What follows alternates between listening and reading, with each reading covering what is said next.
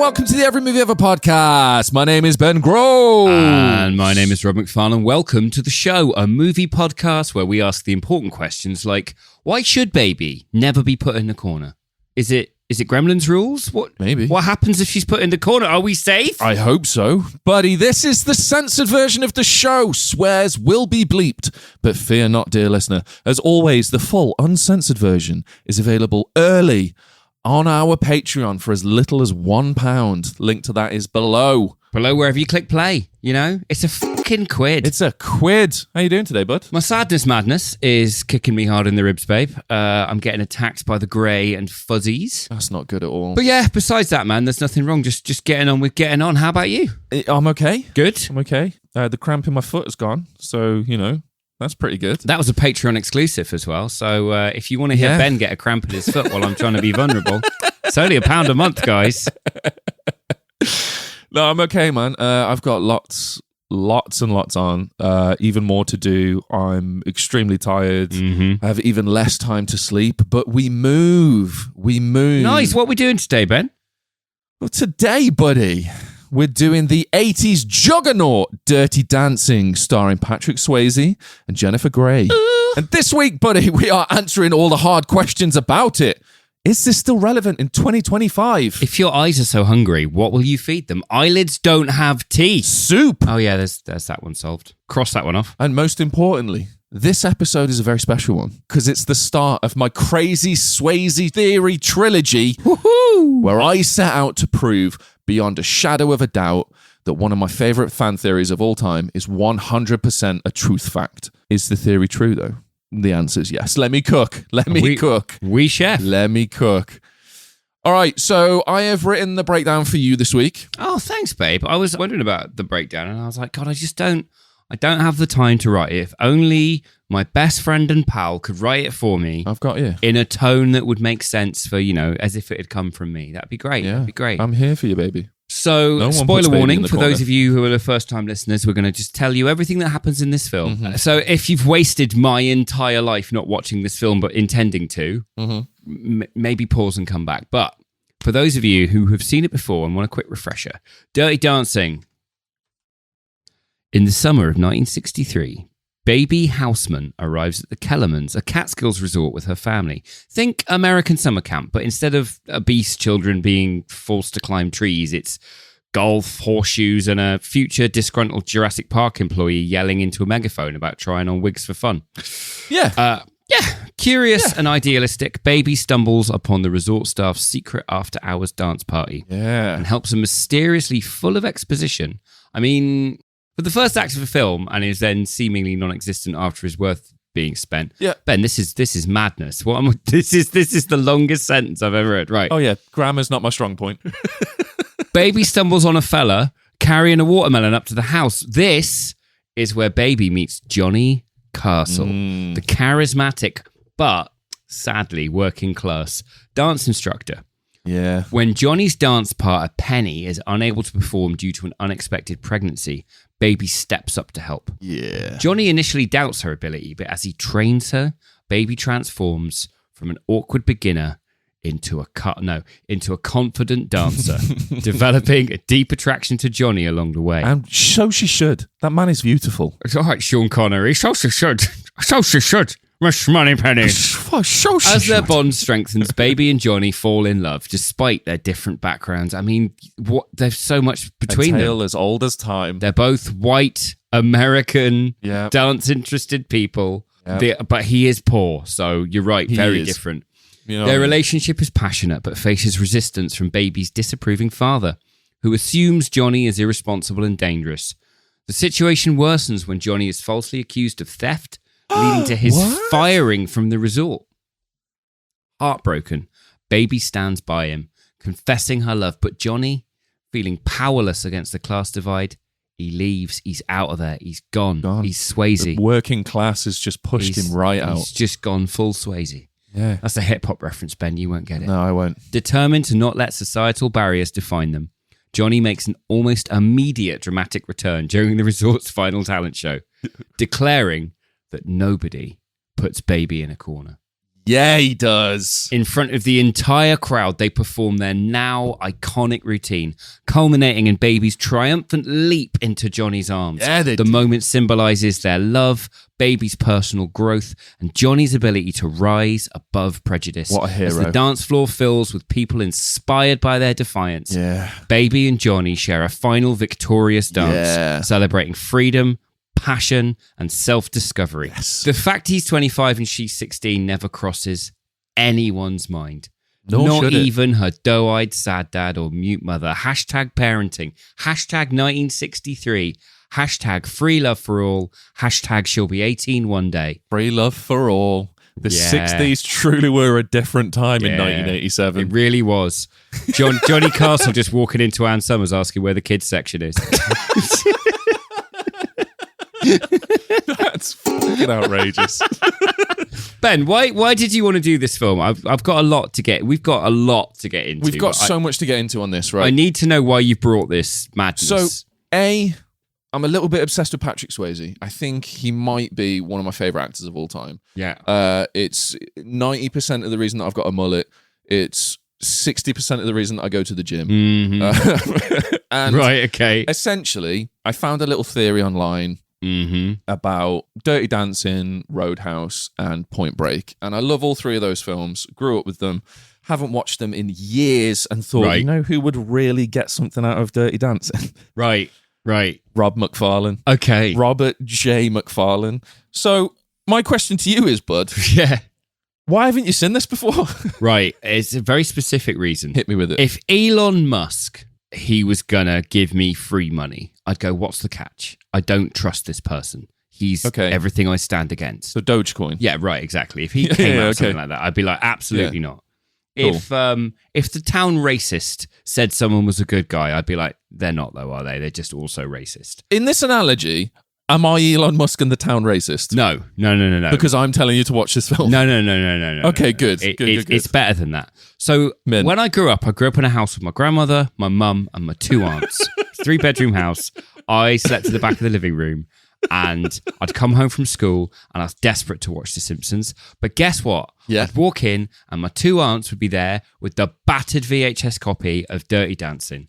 Yes, buddy. Everything else they watched was pure shit. Okay. It was pure shit. Yeah. And so they were like, Dirty Dancing is our favourite film. And I'm like, so that means it's the shittest film. And also, it's always on when I want to watch The Simpsons. Oh, dude. I know exactly where you're coming from. You're not Elon Musk. You're not the town racist. My aunts are. Your family is. Yeah. That's a great as I grew up, I've got limited time. Yeah. I watch the films I watch, and someone goes, do you want to watch Dirty Dancing? I'm like, I'd rather slide uncooked spaghetti down my tear ducts. Mm-hmm. I resent it. That's a great way to pass the time. I mean, I was raised by two women, obviously my sisters.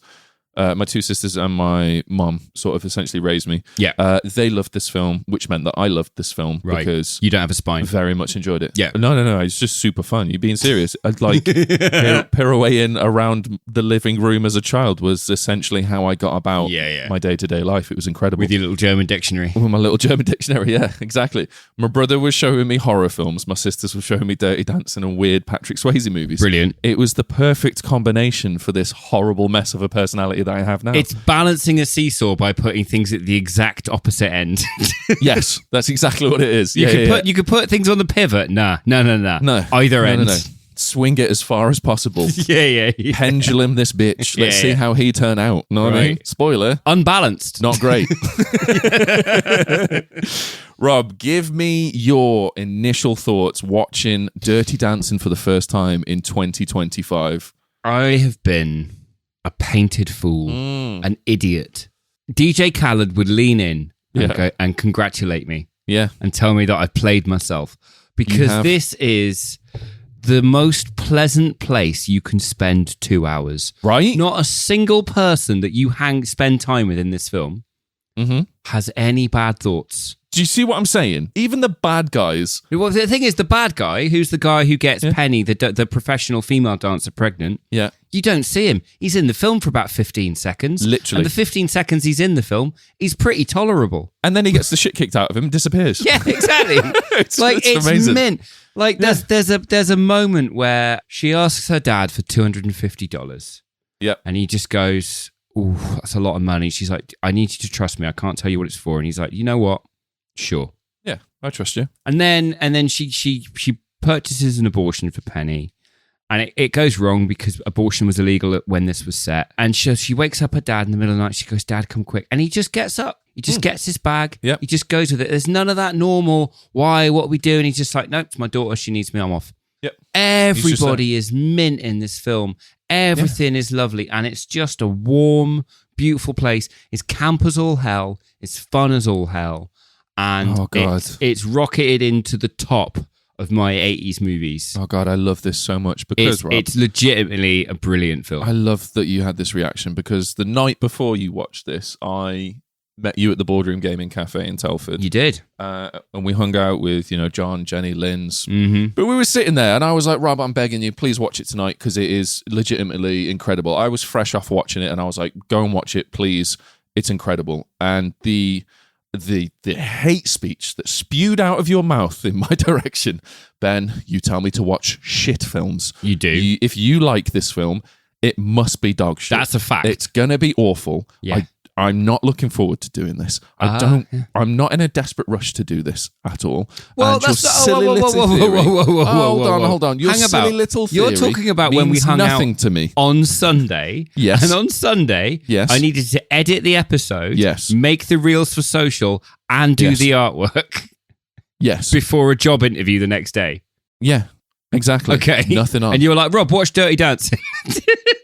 Yeah, nothing on. Okay. Nothing on. So hate speech, go on. Yes. You were hate speeching all over the place. And then you started messaging me on the Monday. And we hadn't spoken in a couple hours and then just out of the blue, you just started messaging me. I was busy. And I was like, so you're watching Dirty Dancing? You're like, yeah, it's just got on. And I was like, just text me your thoughts. I will not respond. Okay? Right. And this is what you text me, bud. Because in the boardroom, you were like, Patrick Swayze, he's not fit. His face is too sharp. He looks weird. You could climb his face without ropes. That is just I want a fact. to. I would indeed. That guy's a gorgeous, gorgeous human person. The first message you sent me was, it's brilliant, Ben. Patrick Swayze is so fit. He is, yeah. Just got to the first Motown dance sequence where everyone just communally dry humps. They've got a special room for dry humping. They do. Like, should we go to the dry humping room, listen to Motown? And then just grind groins together. Yeah. Also, Nedry is in it. Before he hacked Jurassic Park, he was just at a holiday resort with a megaphone. I've got a theory on that. We'll get to it later. Awesome. I want to hear it. Let me copy paste what I've got so far in my notes. She's called Baby. It's not set in the 80s. What the fuck is merengue? Yeah. I heard they say, we're doing a merengue. And I was like, isn't that the barkeeper from Deep Space Nine? Like, No, I remember. Isn't that the big-eared fella? Yeah, I remember. And then you just started live tweeting me the entire film, which was great. I'm just going to dip into a couple of my favorites right here. This is so clearly hinting at kink. Lots of good girl and strength play. Yeah, it is. He keeps calling everyone good girl, and they're like picking her up, and she's like, yeah, I am a good girl. And I'm like... She did the dance, she fucked it up, but he was so supportive. That one is in all caps. Yeah. I've been non-stop smiling for like 25 minutes at this point. Mm-hmm. This has flawed writing. This is the one that got me, and this is what made me really happy. This has flawed writing, and now we're in forced conflict because something hasn't been properly explained to her father. It's a cheap trick for conflict that's as cliche as all time, but the film has so much charm that it doesn't matter. I don't care, and I fully support this writing choice. That right there is Dirty Dancing summed up to a T. 100%. And that was it. Because so many times in a film, something will happen, and a character will go, darling, let me explain. And then the darling won't let them explain. They'll walk out. And then you got to sit through an hour of film that you wouldn't have to watch if someone had just stood there for 4 seconds longer and gone, oh, okay, that's your sister, not your girlfriend. Wicked. Exactly. And then you saved yourself so much time. Right. And I hate that in films because I'm like, we're beyond that now. And that's not how people work. We are. But people will say, explain yourself. They don't go, I'm fine without context. I'll just go on with my life carrying this incredible pain. They're like, 100%. Could you maybe avoid the pain for me by just giving me more information? Yeah. So I always hate it. But in this instance, it leads to more film. Yes. And I'm having such a good time that I'm like, yeah, great. Dude. I don't care. Just give me more film. I don't care that this is just and then, because everything is so charming and lovely and fun. Right. Do you know what I mean? Right. Okay. And I got to say, it wasn't hate speech. It was just my usual chatting about film. All right. No, I had a lot on. I had to edit the episode. it was not. I had a job. Look, It was your Clerks 3. you put your pickle on everyone's plate, and you always leave do. the hard stuff to me. All right. Yeah. Yeah. So enough of that. You wouldn't know a good idea if it hit you in the pachanga, mate. You, all right. you quoting Swayze has literally just tickled my nips. You have no idea. That was good. That made me But you're good. right. There were a couple of things that shocked me whilst watching it. Yeah. I always, in order, okay, you read one. She's called Baby. That's her name. Yes. Now, all I knew about this film before watching it was that it was set in the 80s. Okay. It's not, but that's fine. And at a certain point, Patrick Swayze broke up a fight Okay. where a woman was in physical distress. Right. And he pulled a guy off her and went, no one puts Baby in a I corner. think you've mixed up Roadhouse and one line from Dirty Dancing. Possibly. I've not seen that either. So Okay. Well, you've pretty much just described what half of the film is based around. Okay, so can you imagine my surprise when at a certain point, completely unprompted, with no drama whatsoever, Patrick Swayze walks into a perfectly functional room, points at a woman and just goes, no one puts Baby in a corner, with no drama around it at all. None. It's a totally unnecessary line. It is. Also, I genuinely love it. I get it in the film, but when you're expecting like Patrick Swayze to be pulling some 80s biker off her, going, nobody puts Baby in the corner. You're thinking of Roadhouse. He's just walking in to a rec room and just being like, she shouldn't be sat there. Right? You're going to be so happy with Roadhouse. It's going to be unreal. I can't wait for this trilogy. It's going to be so good. Okay. But speaking of the trilogy, the reason I wanted to do this to start off with, I've got a fan theory. Right. I've got a crazy Swayze theory. It's originally a fan theory. You told me about this. Yeah. I want you to tell the listener. All right. This is nonsense. So here we go. First off, huge shout out to Confused Breakfast Podcast.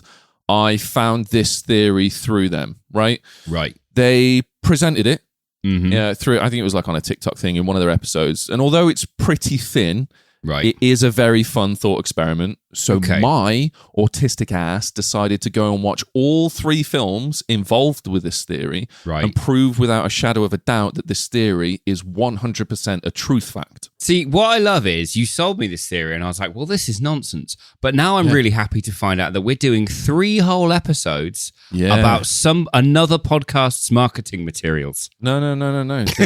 It was a very thin line that they linked this with. Right. What I've done is I've beefed it out. All right, I've beefed it out. Okay. A lot of it's nonsense, but I've beefed it out. All right, strap in for some fun. You ready? They've discovered uranium, and you're like, yeah, but I can build reactors out of this. Yeah, but Chernobyl? Right. Okay. You know what I mean? Yeah, okay, let's watch it burn. Fine. So the theory is this. Patrick Swayze's characters in Dirty Dancing, Roadhouse, and Point Break are all the same person. Ooh. Now, there is circumstantial evidence / little nods to this theory in Point Break where they hint at both Dirty Dancing and Roadhouse.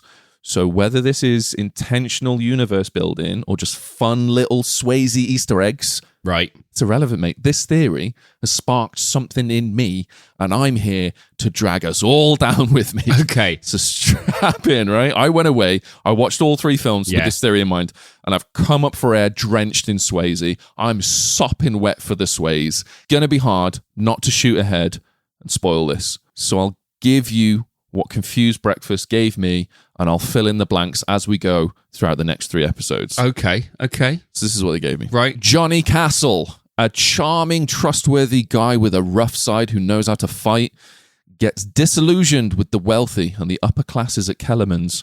Instead of chasing a college degree like everyone else, he travels the country, wanting to help people, practicing spirituality, and evolving his fighting skills. This is where we get into Roadhouse. Okay, yeah. He becomes one of the best bouncers in the US, but realizes his life has gone down a rough path he doesn't want to continue down. Didn't like who he became. So he moved to California. Now we're in Point Break territory. Yeah. Moved to California, developed a new philosophy in life. After the rich people of Kellerman's from Dirty Dancing, and even Wesley in the Roadhouse, he knew 2 things. 1, that he never wanted to work for the man ever again. And 2, steal from the rich. Okay. So he started robbing banks. Right. Okay. The main detail that Bodhi from Point Break is Johnny Castle from Dirty Dancing is when Bodhi tells Johnny that a car reminds him of a 1957 Chevy that he used to have. And what car does Johnny Castle drive in Dirty Dancing, Rob? He drives a Chevy, yeah. He drives a 1957 Chevy. Yeah. Yes, sir. So that's the whole theory. Okay. It's just that little link. It's like a fun little thought experiment. It's a fun little thing. I'm all here for the fun. I'm all here for the fun. Yeah. I got some points, and I do think that this is nonsense. Okay. I think you've hit upon something. Yeah. The idea of connected universes outside of full sequels is not a thing that existed, and I think it's what you said. I agree. It's just Swayze eggs. It's just I agree. The man lays eggs.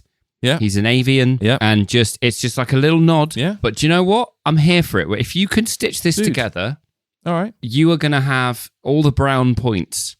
Yeah. So many brown points. I'm here for the brown points. Like, so listen, I started this and I was like, that's a fun little thought experiment. And I went away and watched Dirty Dancing and started really digging into it. And I've got some points for you, bud.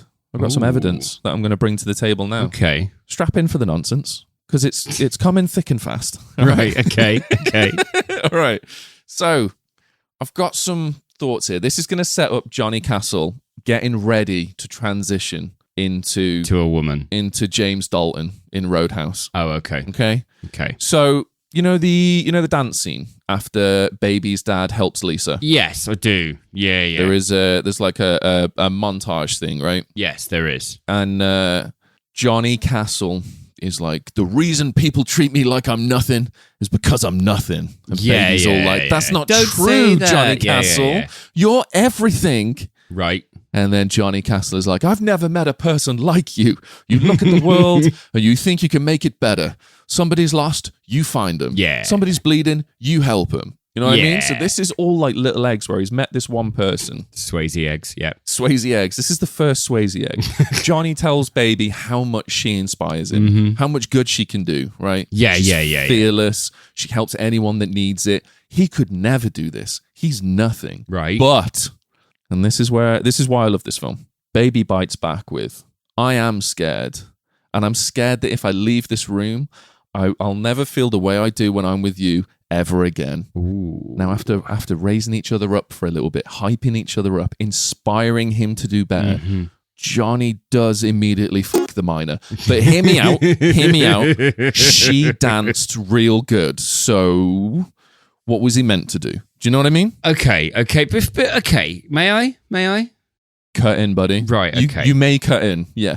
Take this dance. I want to just kick against this age thing, okay? Yeah. Because it is gross in today's time. It's a gross thing. Like, ugh. Of course. In the 80s, it was less gross. And in the time period they're depicting, it was totally normal. 1963, completely acceptable. Right. Now, what I will say for Dirty Dancing that is really, really rare, especially in contemporary cinema, we don't get this that often anymore. Yeah.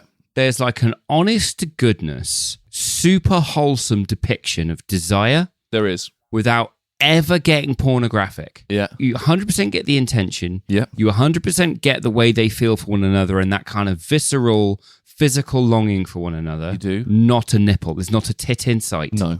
There doesn't need to be, though. It's incredible. It's because... There doesn't need to be.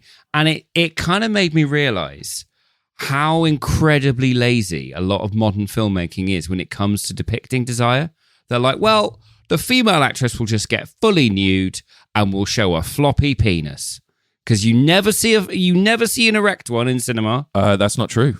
I very recently got caught off guard on Netflix. Oh yeah? 9 songs? No. Right? In Infinity Pool with Mia Goth and one of the Skarsgårds. Oh, well, Skarsgårds would go full tentpole, though. They're method. Dude, it was shocking. Right, but there we go. Because I have the Blu-ray. Because you see a full one, you're like, oh my God. Dude, I've got the Blu-ray copy of Infinity Pool, and there's a scene where Mia Goth just walks up behind the Skarsgård whilst, like, he's just done taking the piss. She just wanks him off, and at the end of it, you don't see dick at all. I love how casual you are about this. You just see a bit of... You know, she's having a piss, and then she just wanks him off. Tuesday, innit? You think I'm being casual? You should watch the film. Mia Goth is like non-existent. The expression's gone. But like, and then you just see a bit of cum land on some stones, right? Wow. I showed this to someone the other day and I was like, oh, let's watch Infinity Pool. And we were watching it. And on Netflix, it shows full erect dick getting wanked off and then an ejaculation scene. And I was like, I don't think I've ever seen that in cinema. Just one moment. If you are listening on speakers, sorry. Headphones Apologies. gang. Yeah, sorry. Headphones gang. Right. Retroactively. Spoiler, I guess, for Infinity Pool. Spiller. That's the one. Yeah. But no, so to bring it back to Dirty Dancing for a second. You don't need that in Dirty Dancing. You don't need that. And I do feel like modern cinema has just gone, we'll go extreme. Yeah. And like, I've got no problem seeing that. I just feel like, is it artistic? Sometimes it is. It sounds like an Infinity Pool. It is because it's evoking a reaction. It is. But the number of times now I see a fully nude sex scene and I'm like, this is adding nothing except a slightly awkward vibe to the room. Yeah, at some point it was sort of shock cinema to hold attention. Right, but it's not that anymore. Whereas it's not that anymore because it's the equivalent of Marilyn Manson in 2020. You're just like, please stop. You look like my nan. Please stop putting on the eyeliner. Right. You know what I mean? Why is my nan in a dress swearing on stage? But that's essentially it. This is where we're at. And Dirty Dancing does that really well. You do get the intention. You do get the sort of intimacy that I feel a lot of films lack these days. Next point of evidence for my crazy Swayze theory. I should have named it something easier to say. You're going to need to learn how to say this. Yeah, I've tried. I've written it a lot. If we're doing 3 episodes of this, babe. You know what I mean? Yeah, it's going to get tiresome. Right. The scene where Baby asks Johnny, have you had a lot of women? And then he turns hooking up with 2 to 3 different rich women every day into some sort of sob story. Yeah. But he does it in an endearing way where he's like, this does happen. And it's happened a lot, but I've come from fuck all and these people are putting diamonds in my pocket and giving me money. I'm going to do it. Yeah, obviously. Does it make me feel good? You know what I mean? And he goes into this thing about being used by rich women who are just looking to slum it because he's a working class, sort of rugged, good looking guy, and how it's having a negative effect on our Johnny boy. You know what I mean? But she's the first woman to really care about him.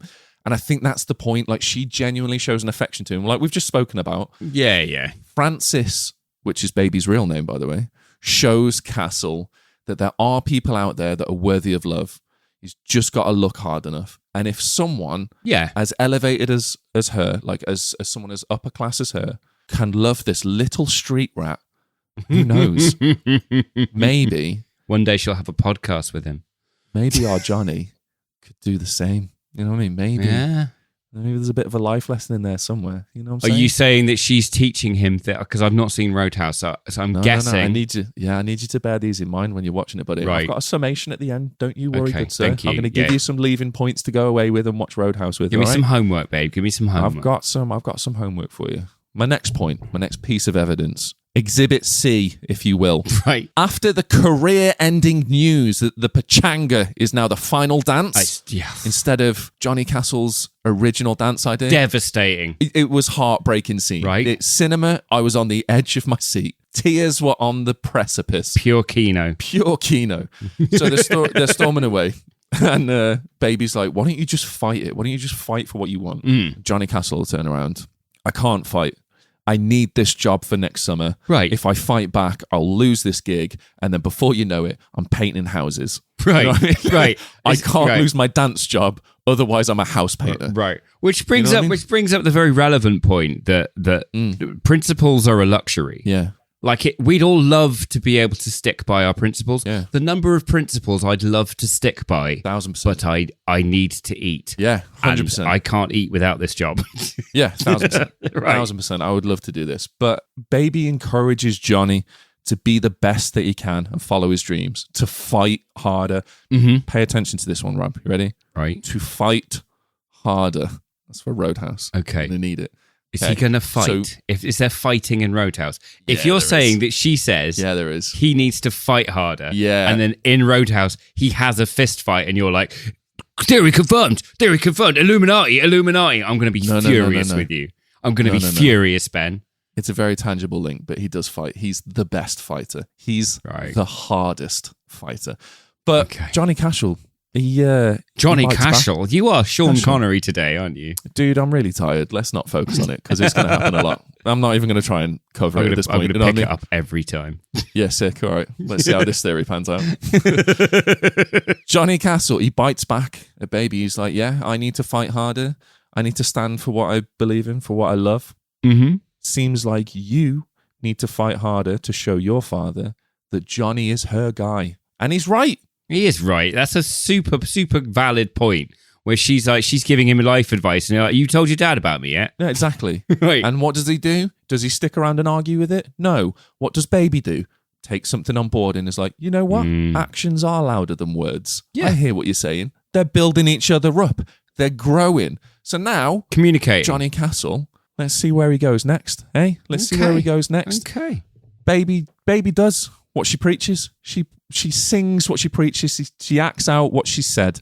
Mm-hmm. She tells her parents and the hotel manager when Johnny Castle's accused of theft, no, it couldn't have been him because I was with him last night. He was up to his nuts and guts and there was absolutely no way he could be out. Up to his nuts. There's absolutely no way he could be out robbing purses. See what I mean? She was so eloquent about it as well to her doctor father whilst eating a bread roll. Right. You should have seen it. It was sticky, Daddy. She was like, Dad, you know where the cervix is, right? Hated that. Hated all of it. So Baby essentially ruins a family dynamic. She upsets her father. The next scene is her and Johnny Castle in a room.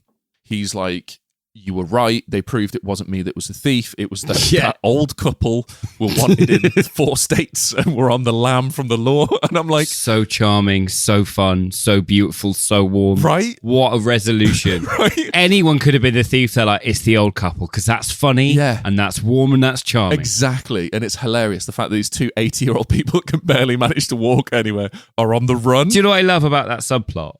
Is that I got the impression, because of the tone of this film, because of the unending warmth of the tone of this film, that old couple who are thieves, even the thieves, I'm like, they've probably been married 50 years. Oh, yeah, there's an endearing story there. And they got to 75. They got 75 and they're like, life's got a bit stagnant, isn't it? Yeah. And this is like their Bonnie and Clyde run. This is their Thelma and Louise. This is like a thing that they've wanted to do for ages. And when they get caught, they're like, sick. That's it. That went exactly how we planned. What are you going to do? There's no malice. You're going to send me to prison for the rest of my 4 years? No. I'm out, bitches. Right, exactly.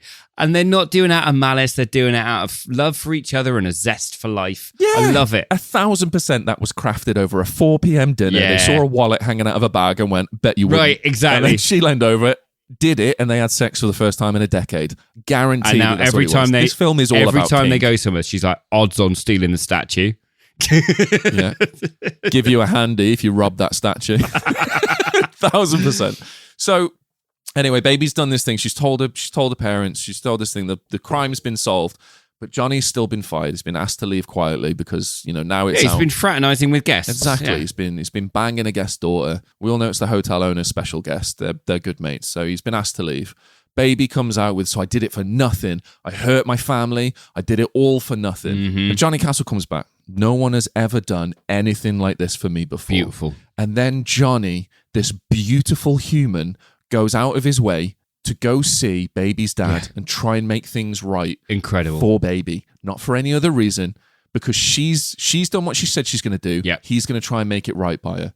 This little street rat is trying his fucking hardest to be a better person and help the person that has helped him. Yeah. That's all in capitals. I need you to remember that for Roadhouse. He's helping the person that has helped him. I get that. He doesn't correct her father and try to clear his name when he thinks it's Johnny who was the guy who got Lisa knocked up and left her. Did fuck all about it. He just lets him sit in that. He focuses on causing as little damage as possible for Baby because he's picking his fights. Okay. That's another one for Roadhouse. Here's the thing. When you go, this is one for Roadhouse. Yeah. What you're picking as links. Yeah. I can smell the tenuousness. Oh, dude. I can smell the thin spider webs. And actually, I've already written the Roadhouse episode, so this is it makes perfect sense to me. It must be a fucking nightmare for you, the listeners. It is, and I'm not sorry. Just to rescue the listeners for a moment, you said that one of your favorite actors of all time was Patrick Swayze. I fucking love him. I love him. I have only ever really known Patrick Swayze as that guy that was in Dirty Dancing. He was in Ghost, which is where the hip hop reference thing comes, by the way, because a load of rappers would go, "I'm Swayze." when they say I'm leaving. Because he's Ghost. Oh, I love that. What do you know about Patrick Swayze's life? Let's do the early part. Let's do this little 3-parter. Because as you go through the fictional biography of the one man that is Johnny Castle, Mr. Roadhouse, and Bodie from Point Break, I'm going to just give you little nuggets of different chunks of Swayze's life. What do you know about Swayze? I know bits of sort of trivia that I've picked up over the years. So I know that he was incredibly self-conscious because he had quite an overbearing mother. Oh, yes, he did. And he worked a lot to try and get over that. This is why he was always dancing, always trying to entertain, always in impeccable shape, gorgeous human, because his self-confidence was in the bin. Yeah. Even though he was like the 80s heartthrob. Yes, 100%. You're totally right on that. I'm going to add violent mother. So he was born in 1952 in Houston. His mum, Patsy, who just mentioned, who was, she had a very violent upbringing and she didn't quite manage to keep it all right in her generation. It spilled over, as it often does. But she was a dancer, choreographer, and dance instructor, but his dad was an engineering draftsman. Okay. But he grew up as his mother's son, doing dancing, figure skating, ballet, talent shows, all this kind of stuff, which in 1960s America, you can imagine, for a boy, was controversial. Not great. So controversial, in fact, that around the age of 12, 5 boys jumped him at once. Wow. Right, now, you think that's interesting? Yeah. Wait till you see how it got resolved. So, his father, Jesse, a one-time rodeo champion and Golden Gloves boxer, incredible, taught him hand-to-hand combat for a series of months. Yes. And then drove him to school and told the football coach to pull those 5 boys out of class so they could settle this thing in the weight shack by the football field. Except this time, the football coach and his dad lined them up. What? And Patrick Swayze beat the shit out of them one by one. Fuck yes. That is actually incredible. It's all in his autobiography. He absolutely tucked them in, like glass of warm milk, soft lullaby, good night. They all. This. Can you imagine that in today's schools? Just as a parent, just rocking up and being like, can you just grab those 5 kids off the pitch real quick so my son can just beat the shit out of them? Yeah, just behind the shed. Me and you can ref what you're saying. Yeah. I got a 5 on my son. What you're saying? So he that's stuck awesome. with his dancing. He was fully going to be. He went to ballet school in New York to proper finish it. Okay. Until his knee exploded. Basically, he had a football injury on his knee, and then get this same. with the happens to the best weirdest, of us. You know what I mean? No, if you think that happened, bud, you have no idea. Right. Okay. So he's got this bad. Patrick Swayze's got this bad knee from a football injury. Yeah. And then later, whilst he's at ballet school, he gets an infected tooth. Okay. Bad abscess in his tooth, which leads to a staph infection that gets into his blood and settles in his knee until the point where it's 1 week away from needing amputation. Right. Okay. Imagine getting a bad tooth and then going to the dentist and then being like, "We're going to need to amputate your leg," because that happened to Patrick Swayze. That's amazing. Okay. That's nutty. So, his knee's shot. He can't dance. He decides to act. He gets roles. He keeps getting roles. He did a film with John Travolta. And then he did a film called Red Dawn, which starring Jennifer Grey. Also starring Jennifer Grey. But he dicked around so much. Like, he blew up a toilet with a cast member in it. And then when they came out of the toilet and started swearing at him, he blew up the 2 bins outside the toilet. Yeah. I love this guy. Right? Nonsense. Which rightly, Jennifer Grey is like, that guy's an arsehole who doesn't take it seriously. Yeah. Yeah. So then when they both get cast in Dirty Dancing, firstly, he's got to overcome the fact that they don't want to cast him because he's got a shot knee that might explode if he doesn't brush his teeth right. Happens to the best of us. But then also Jennifer Grey hates him. That scene in Dirty Dancing where Johnny is teaching Baby to dance and there's that little montage where he like tickles her arm and she's laughing her head off and he's fuming. Yeah. It's B-roll. That's Swayze's genuinely being upset that he has to work with someone he didn't think was taking it seriously enough. He hated it, which is the criticism she'd said about him on their previous movie, Red Dawn. Oh, he doesn't take things seriously. So then they get another film where it's about dancing and he's like, oh, it's my wheelhouse now. Yeah. This is my roadhouse. Yeah, exactly. You'll take this seriously. This is my roadhouse. Right. And then they famously didn't get on for a lot of this, but Swayze says it helped the film, and I think it does. I think it works that he is 100%. as a person a very professional dancer, and she's an actress learning how to dance. It's incredible. And the way that it works, a lot of the dancing scenes are all B-roll. It's just people were filming them as they were dicking about, warming up, beautiful, having a giggle. There was so much of it that was left in the film. It was crazy, just because it was like a genuine, tender moment of those guys enjoying themselves, getting warmed up to do an actual take. And the actual take was cut because it was shit. And they were like, doesn't feel real. What does feel real is you guys dicking about in the dry pretending to be all like goofy. Yeah. Exactly. And that's it. Honestly, it makes all the difference. And then my final piece of evidence is the black 1957 Chevy, which we've covered already in the thinner version of the theory, but it's there, right? Fine. Okay. I look forward to joining some of these dots together. Oh, man. And this had better be rock solid. Otherwise, I'm gonna... You wait. You just wait, mate. Because I very much feel like I'm just carrying a watermelon at this point. I'm just... Yeah. Right. See? Right. God, I love that you love this film. I love this so much. What surprises me about the film is, firstly, it's all incredibly based on the writer's teenage summers, right? And her actual nickname. So Eleanor Bergstein was called Baby, exactly. And she did meet a dance tutor who the Patrick Swayze character is based on. Yeah. She gets this film greenlit based on being in the right place at the right time, talking to the right people. Right. I have no clue how you would get this greenlit today. There is not a shot. There is no universe where this would get greenlit today. But then we say it got greenlit. It got greenlit for $5 million at a time when the average cost was $12 million. This is the indiest of indie films. They were not expecting this to be big. They thought it was a teen interest story. They were desperate for the abortion subplot to be dropped. Because they were like, that is good. That is absolutely red rag to a bull in Reagan's America. Yeah. But the film drew adult audiences instead of the expected teenagers. Yeah. And then, what was it here? Word of mouth promotion. It came to number 1 in the US. And in 10 days, it had broken the $10 million mark. Which is mental for 87. It's mental. For a tiny movie that no one gave a shit about. It's mental that $5 million in 1987... turned into $214 million. Worldwide, which, if you adjust for inflation, means they spent $14 million. Yep. And they made $611 million back. Do you see what I'm saying? Like, that's nutty, right? That is a 4,300% increase. With a film that is so heavy on segregation. You know what I mean? Segregation? Like there's a big segregation. Yeah. You know, there's the fact that there's a black dancer and there's a black male dancer and a black female dancer, they only dance with each other. No. Oh, okay. No. So the class segregation where like you've got the rich guests and the... Stop it.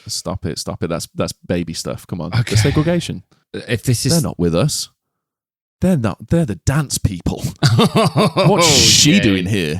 She's not part of the dance gang. That's true. I was never part of the dance gang because I was a goth. So I would just stand in one place and I'd do the I'd just do the little hop, do the little bop. Right. Maybe let my fringe shake a little bit, you know? Exactly. So it's the equivalent of you carrying a watermelon into the townie's secret party house. Right, yeah. And you trying to blend in, you know what I mean? It's like I know it's a goofy like joke thing, but you can replace it with anything. You can put any sort of warring opposites here: race, gender, class, species, ice cream toppers. Everything works. Yeah, this is like an analogy. Very much this ran so Avatar could walk. Yes, that's exactly what I'm saying. Dirty dancing.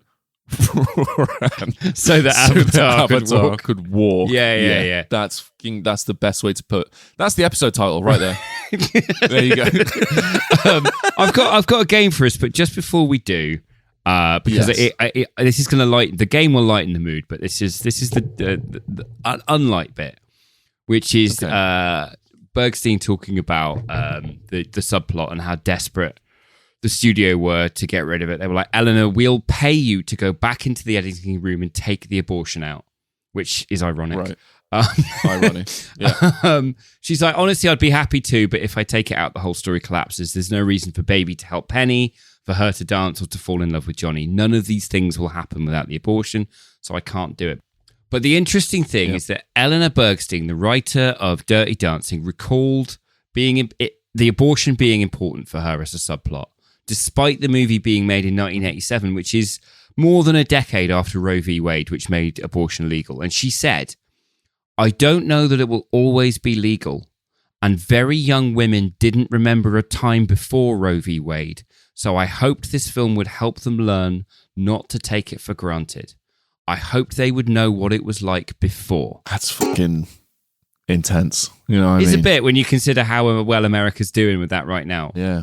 And I think all we need to do is just organise some watch-alongs of Dirty Dancing. I'm down for this. I am down for organising a watch-along of Dirty Dancing. Just get some Republican conventions. Just screen Dirty Dancing outside Republican conventions. Just get 100%, 100%. Right, do you want to play a game? I would love to, buddy. Right, it's the what's his name? The guy. Oh, what's his face? With the face. Yeah. With the face. Cool.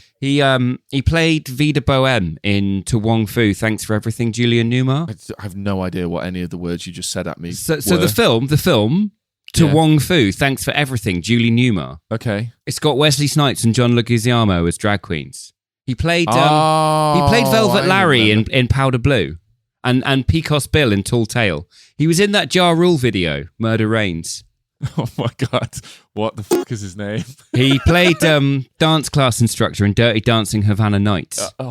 His brother played Gork in Beach Babes from Beyond. Yes, okay.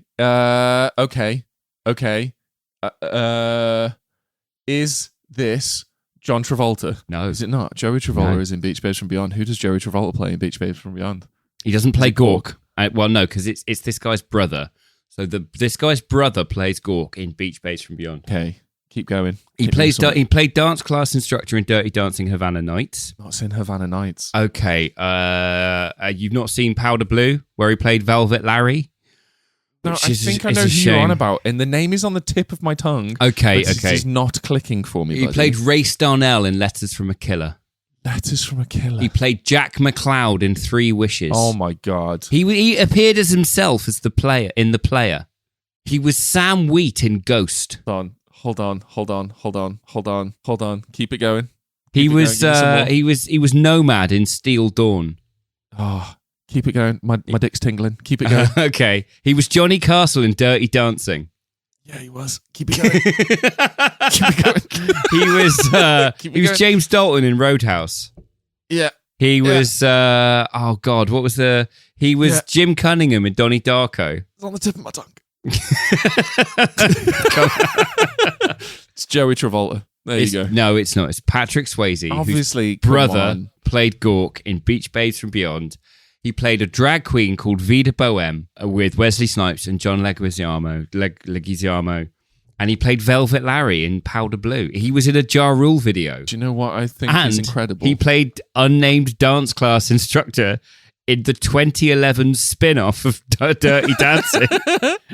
I've not seen that 2004. Okay, so we're talking about Beach Babes from Beyond. Yeah. And his brother playing Gork, right? Don Swayze, yeah. Yeah, so Patrick Swayze and John Travolta did a movie together. They did. And I think it's very cute that John Travolta's brother and Patrick Swayze's brother did a film. Co-starred in Beach Babes from Beyond. Yeah. That is the cutest thing. Isn't it just? Oh my God. That's the cutest thing. I love this. Was it The Outsiders that they did together? What was the film? Who was it again? Joey Travolta? No, Don Swayze. Oh, stop it. We got a comment corner. And I wanna do a few. I forgot Comment Corner existed, to be honest. We haven't done this in ages. I know, but it's honestly the best. I love it. All right, let's do it. Because where else would you get such wisdom? Than Instagram. Stephen Miller Reviews. Their page is brilliant, by the way. I love this guy. They follow were him. very kind about Heretic, our episode, and the movie. They were very excited for the Nosferatu one. But on the subject of best horror of 2024, Huli12, HULY12 commented, "Late Night with the Devil, anyone?" Ooh, right? That's a good shout. How did we... I love that film. It's so, so good. Yeah. Now, conveniently named Apathy for Production commented about The Killer, one of the most boring and cliched movies ever made. So that's pretty funny, though. Pretty apathetic about it. That's what I mean. And apparently Heretic was trash, according to Dick Sensei. Dick Sensei. That might be one of the best screen names going. That's incredible. It's good, isn't it? Okay. It's good. Well, it's a fair comment. It's not for everyone, you know what I mean? But it's objectively an incredible film, so he is wrong. That was Comment Corner. If you want to be part of next week's episode, just find us on Instagram, TikTok, or YouTube and let us know your thoughts. We read and reply to every comment. And the ones we don't reply to, it's because we're busy and we've got mental health issues. We're trying our best. Also, you might just be not that fun. You know what I mean? Be fun with it. Because some of them are hilarious and I forget to reply to them. Some of them are legitimately, I read them, I go, that's mint. Oh, well, then I'll reply to that when I've got time, and then it's just lost to the sands of time. That's good, man. I've enjoyed this. I think I need to give like a quick overhaul summary just to give everyone something to take away. A bit of homework, a few pointers to keep in mind whilst we're watching Roadhouse. Right, let me get my pen and paper out. Write this nonsense Get your down. pen and paper. Get the pigeon scribbles ready. You ready? Yeah. Lessons Johnny has learned that will encourage his future development into James Dalton by Ben Groves. Age 36. Age 36, buddy. There is a 3 in it, though. Good job, you. He's learned to fight for what he believes is right, whether he is alone or not. He's learned to pick his battles. He is believing he can be what he wants and that he can be deserving of love. Mm-hmm. He's learned to not be as scared. He's gaining his view of what is right or what is just. He throws away his bonus to give baby the send-off that she deserves. He's no longer employed at Kellerman's or bothered by his past to such a detrimental extent. Everyone deserves a chance to prove themselves. His final speech on stage. Somebody taught me there are people who are willing to stand up for other people no matter what it costs them. Somebody who taught me about the kind of person I want to be.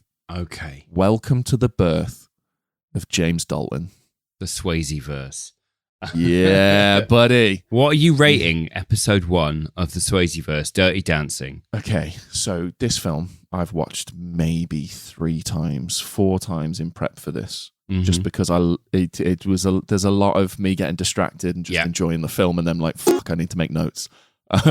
So another couple of minutes, lovely. You know what I mean? Sorry about that. Also, fuck. I'm gonna give it a 9. What? I'm going to give it a 9 because it was been a fat 10 for most of my life. I think a lot of it is based on nostalgia, but I know where this trilogy is going to go, and I need a little bit of wiggle room. Right. If I knew where it was going and I didn't need the room, it would have been a fat 10, but I need the wiggle room. What on earth are you talking about? Roadhouse has got to be like one of my all-time favorite films. It's amazing. This is why the remake upset me so much. You are a man with a fork in a world of soup. Yeah. You are exactly what it is. Room temperature IQ, hard of thinking, painted idiot. This is a fat 10. It is a fat 10, but you need some room. You need some room. Ben, you were like, oh, maybe it's nostalgia. I'd never seen this film before, and I am widely regarded as one of the most cynical men that walks the earth. Yeah. I can find... do you know how easy it is for me to look at a sunset and go, it's shit. Seen it before. Right. It'll happen tomorrow. Right, What's exactly. so special about you? Right. No. What I'll do is I'll go, this is brilliant, except for that one bit of cloud. Yeah, it would have been perfect. And that one bit of cloud has ruined the whole thing. Yeah. This is a fat 10. I'm so happy that you're getting a fat 10 out of this. I'm so happy. But my point is, we've been doing so many fat 10s You wouldn't know recently. a good film if it hit you in the pachanga, What are Ben. you talking about? This is insane. This is an incredible movie. But listen. If all films are fat 10s, no film is a fat 10. Excuse me, Blink Twice was an 8. Yeah. We celebrated our 8 on Blink Twice. Yeah. Nosferatu was a 9.9. For you. You're the one giving out fat 10s everywhere. That's what I'm saying, buddy. So don't have a go at me when I'm not giving out fat 10s. I'm trying to learn to be a better person. I'm evolving into my Ben Dalton. Here's what's happened is you've gone into a field of sheep and you've gone, that's a cake, that's a cake, that's a cake, that's a cake. And then I've given you a slice of cake and you've gone, it's a sheep. Yeah. Moron.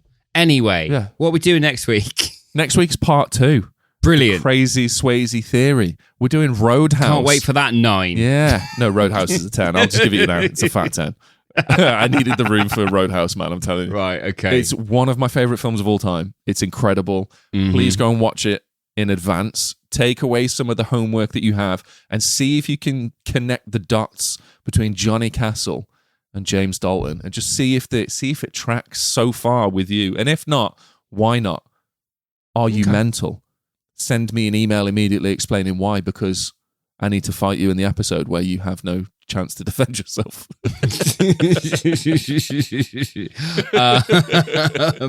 But just before we wrap up the show, guys, if you've enjoyed this episode and you want to support the show, you can leave us a review and tell a friend about us, because it helps us more than you know. It really does. And the way the Instagram algorithm works, the more you interact with our content, the more people it shows it to.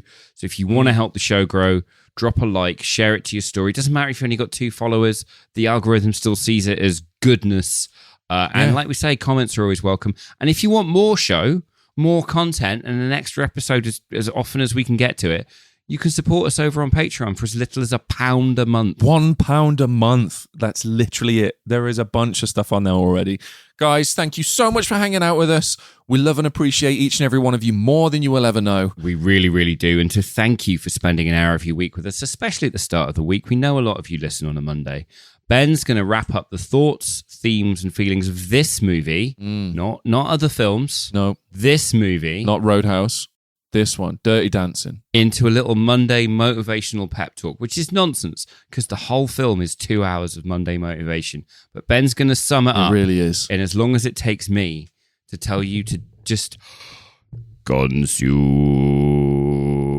I think we can all take a leaf out of Baby's book here, right? If you ever find yourself bored or like hanging out with a family, you're like, God, my doctor dad is... It's just not doing it for me. I don't want to try on wigs for fun. Go fuck an older one. You know what I mean? Go slum in it for a bit. Because those pores, I'm telling you, the pores, we ain't afraid it's going to break. You know what I mean? Swayze ain't sweating it. Swayze ain't thinking, oh no, what about this? His knee nearly exploded. He don't give a fuck. He's like, my knee's gone. What do I need a dick for? If I get a bad tooth, I might lose a leg.